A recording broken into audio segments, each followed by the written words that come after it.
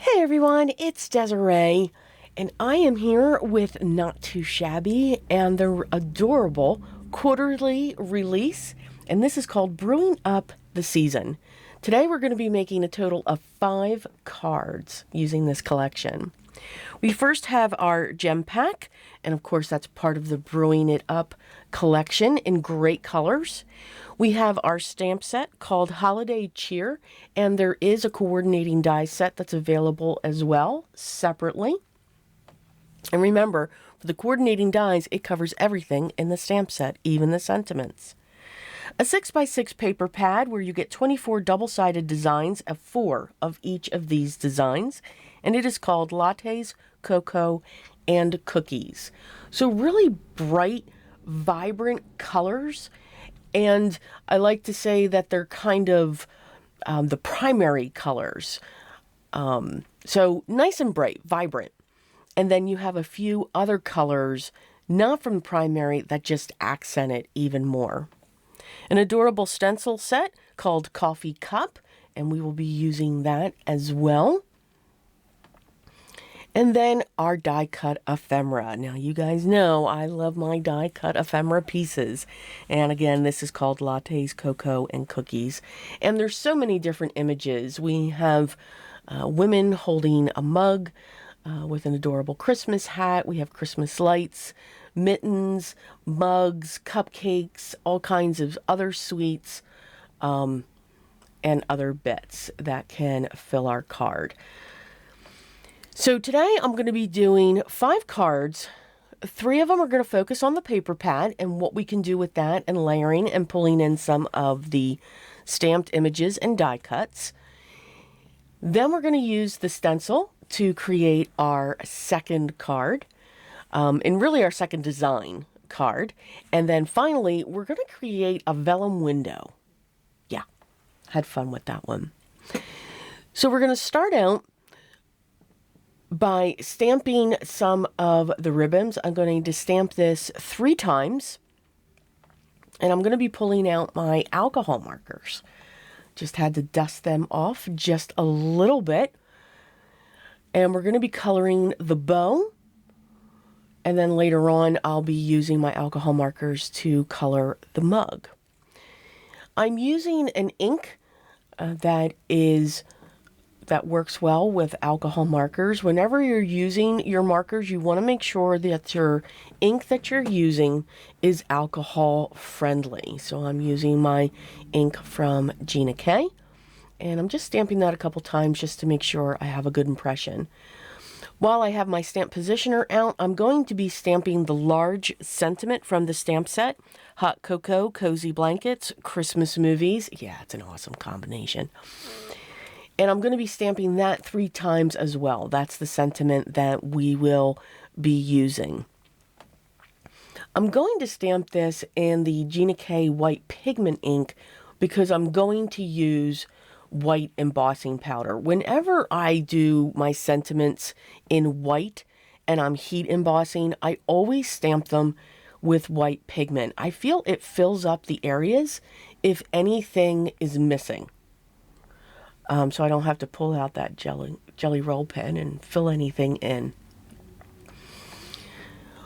I'll be stamping this 3 times, and once this is heat set, I'll be just using a shape die to cut that out. Now again, the coordinating dies does come with a die that matches that sentiment, but since I stamped these, I wanted to put them on craft cardstock.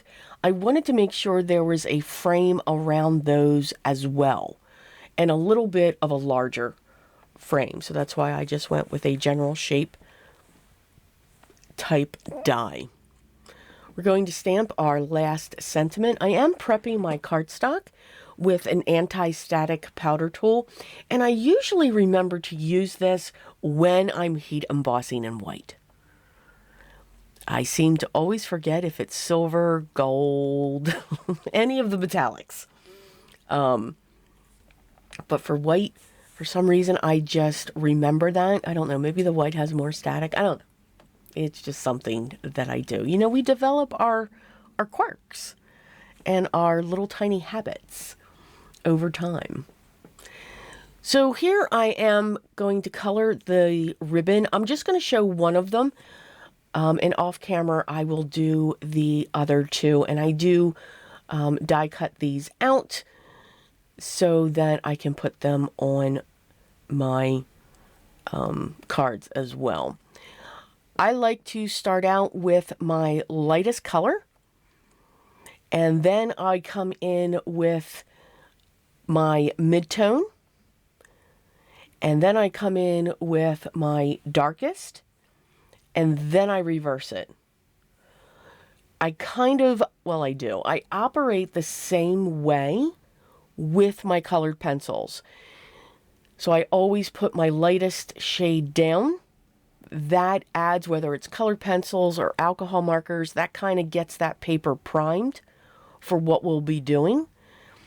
Then I come in with my medium, fill in the area that I want for that. Again, still getting that paper primed, and then coming in with my darkest for the deep shadow to remove those harsh lines. If there's any, I just come back over with the medium, or I'll come over with the lightest, depending upon the size. So here we go. We're going to get our 3 cards together. I have a piece of solid blue cardstock. My next piece is the pattern paper from the pad. The solid cardstock is cut to 4 1/4 by 5 1/2. The pattern paper next is cut to 4 by 5 1/4.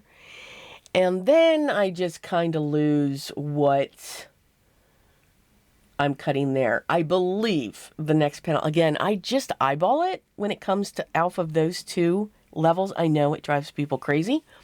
I believe I went an inch shorter all the way around. So 3 by 4 1/2. Yes, I did pull that up before it fully dried, and I wanted to set that higher because the die cut pieces, I didn't want them to cover up the sentiment. So I wanted to shift that up, and I have a cupcake and a mitten, and we have a cup of hot cocoa for the center, and I'm going to put a bow right on either in the corner. You'll see the bows, ones for each. So it'll either go into the corner or it'll go on one of the pieces of the ephemera. I'm going to add 1 dot to the center of the mug. It'll be the same process for our next 2 cards. Again, have a blue background to help highlight the pattern paper. I love layering papers. Collaging, layering papers, absolutely love it. For the next panel, I have a lime green background that'll help make that pattern paper pop. I'm going to set the sentiment up in the upper corner of that pattern paper, and now we're going to use one of the larger size pieces of ephemera, and I'm using my double-sided foam squares to prop this up. And then we're going to add a bow right on to that. Again, adding a gem right in the center of the bow. For our last one, I'm starting out with the lime green solid cardstock. Now, you could cut the center of your solid cardstocks. It'll save some of your cardstock. I find, though, this pattern paper it's a nice weight. The solid cardstock that I'm using is a heavyweight cardstock for that background. I don't want, with the weight that I'm putting up with the layers, I don't want it to sag in the middle. It's barely noticeable, but you can see a wave that goes into the cardstock. And I have found that when I do that and it waves, it makes my card base warp just a little bit. So when I'm layering this way, I don't cut the centers out. It is your preference, though, by all means. Just letting you know why I do what I do, the crazy stuff. So those are our 3 cuts, or 3 cards, focusing on the pattern paper and some die cuts. Here I'm pulling out the stencil and I'm using my Speckled Egg Distress Oxide. I have it heavier down below and I taped it using some purple tape onto the stencil, and I've set that aside.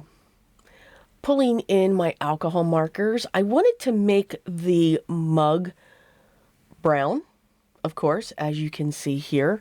So this time, because the area is so large, it's a larger area than usually for the bow, and usually when I'm using my colored pencils, I'm using, 9 out of 10, it's a floral image or a smaller image.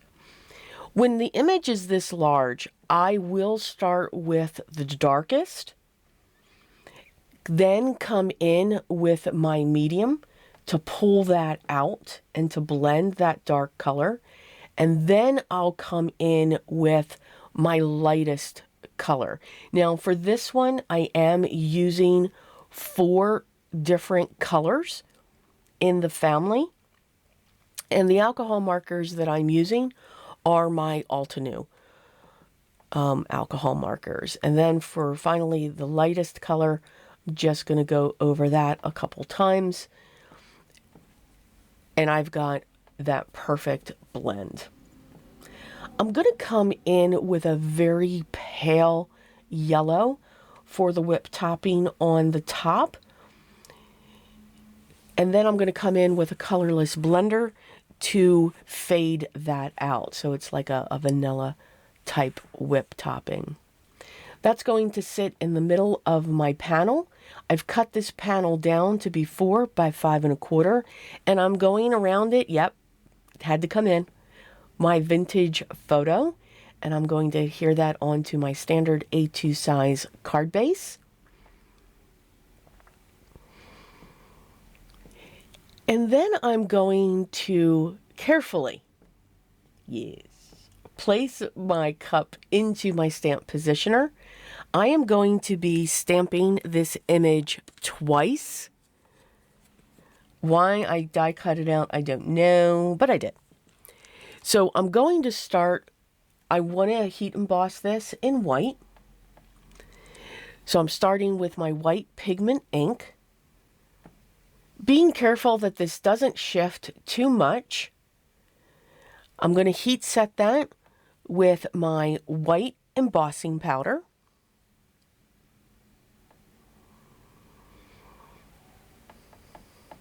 And then once that's heat set, I'm going to put it back into my stamp positioner. And my fingers and whole body were crossed that I put it in the same exact way. I am going to clean off my stamp, and I'm just making sure that it's sitting there on top. I'm going to be coming in with a clear sparkle embossing powder, so I'm okay if it's not perfect on that stamp set. It's not like it's a white sparkle. It looks like it, but this is a very translucent embossing powder. I get it from Recollections. It's called Glitz, and it's got this beautiful shine and shimmer that goes through it, but it's clear. It's absolutely clear. I'm going to prop my coffee mug with using some double-sided foam, and I came in with my frosted stickles just to add some even more sparkle to the whip topping. So I sorted out all the die cut pieces, the mugs, the mittens, and the sweets. I'm taking a panel that measures 4 by 5 1/4, and I'm trimming out the center. So I used my ruler as the edge. So this is about 1 3/4 of an inch wide all the way around. And I'm going to adhere this onto a piece of vellum that's cut to the same size. So now we have this white frame and we have this piece of vellum. I'm now going to take the die cut pieces and add to the frame. So you have this vellum piece in the center that you can slightly see-through. You have this frosted look, and then we're going to have these ephemeras sitting around it. Some of them will be propped up using double-sided foam squares. Some of them will be glued directly onto the frame itself and the vellum. Now, on the other side, you really cannot see the glue or even the foam squares because it's white on white, which is a good thing because I didn't put a backer on the other side of this piece, and you'll see what we're going to create for the front of our card. Now, this would make a great shaker card as well. You can just put double-sided foam on the frame, add your sequins or your baubles to go in there, and then add a backer and place this on your card. It would look really, really cute. I'm taking also some of the ephemera and changing them. So for the holly with the bow, I'm cutting off the ribbon ends from the bow. I'm going to take a card base, standard A2 size, and I'm going to cut off the front, and I'm leaving about a 1/2 inch, and I'm angling that hinge. So that's basically what that's become. It's become a hinge. So that when I place this panel down that we've created, the points are going to match up to the angles of what I've just cut. So it'll look like this hinge. I'm going to trim the extra bits of ephemera hanging over. And then I'm going to open this, and I'm going to stamp the sentiment, "Comfy Cozy We Are." I thought it was really cute, and I'm doing that in a navy blue. And now you can see that through the front of your card, which I thought was really cute. Of course, we have to add some bling, so I'm going to grab some enamel dots, put one in the center of the mug at the bottom, and then just add a grouping of 3 on each side and going over the frame. Again, just tying in, since these elements are hanging over the frame, why not do that with our embellishments as well? I do hope you enjoyed the projects that I created featuring the Not Too Shabby quarterly release, Brewing Up the Season. It is absolutely adorable. There is more to this collection, and again, it will be linked down below, so make sure to check that out. If you have any questions, make sure to leave those down below, and someone will get back to you as soon as we can. But remember, subscribe, hit that thumbs up, enjoy the art that you create. Enjoy the process. Try something new if you want to. See if you like it. But don't give up creating your art, and most of all, always be creative, guys, and I will talk to you in the next one. Till then.